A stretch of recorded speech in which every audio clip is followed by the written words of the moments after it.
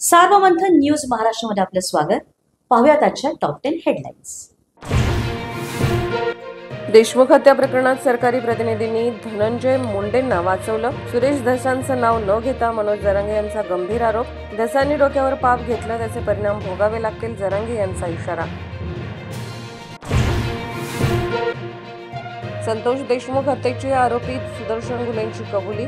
खंडणी वस्तू वसुलीत अडथळा आणल्यानं केला खून। देशमुखांनी प्रतीक गुलेला वाढदिवसा दिवशीच मारहाण केल्यानं राग आल्याचं दिलं कारण। अल्पसंख्याक आयोगाचे अध्यक्ष प्यारे खान पंतप्रधानांकडे करणार। नितेश राणेंची तक्रार। राणेंच्या भडक वक्तव्याच्या आयोगाकडे अनेक तक्रारी। मोदींच्या नागपूर दौऱ्यात प्रत्यक्ष भेटून करणार तक्रार।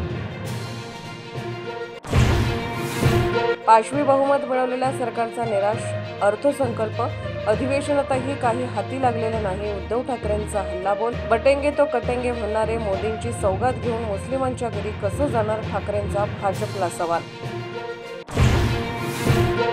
कुणाल कामराला टायरमध्ये घालून थर्ड डिग्री देऊ, पर्यटन मंत्री शंभूराज देसाईंचं वक्तव्य। मुख्यमंत्र्यांनी सांगितल्यामुळे शिवसैनिक गप्प असल्याची माहिती।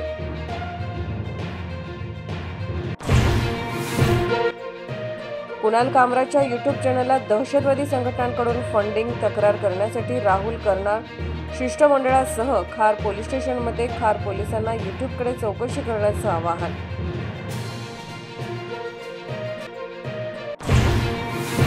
छत्रपती शिवाजी यांच्यासोबत वाघ्या कुत्रा होता की नाही, आता हा वाद करणं। गैरू होळकरांचे वंशज भूषणसिंग राजे होळकरांची भूमिका। तुकोजीरावांनी वाघ्यासाठी नाही तर शिवसमाधीसाठी निधी दिल्याचाही दावा।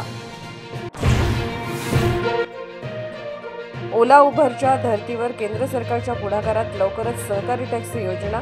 केंद्रीय गृह आणि सहकार मंत्री अमित शहांची घोषणा।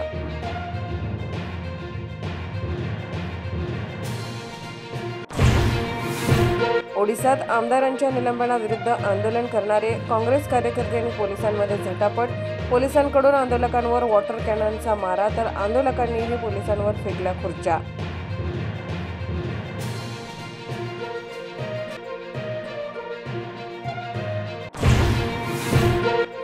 धक्कादायक घटना। भारतीय जनता पार्टीच्या माजी आमदाराच्या पुत्रावर प्राणघातक हल्ला। अहिल्यानगर जिल्ह्यातील देवळाली प्रवरेत तणावाचे वातावरण।